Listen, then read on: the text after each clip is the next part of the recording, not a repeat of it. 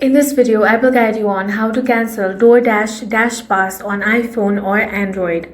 First, launch open the DoorDash app on your device. Make sure to log into your account. Now, tap on the profile icon at the top right corner of your screen. Now, tap on the settings option. Here, you should be able to find the option of DashPass. Go ahead and select that.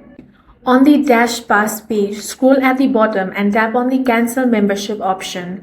DoorDash may show you an offer to keep your subscription. If you want to cancel, select Continue to cancel.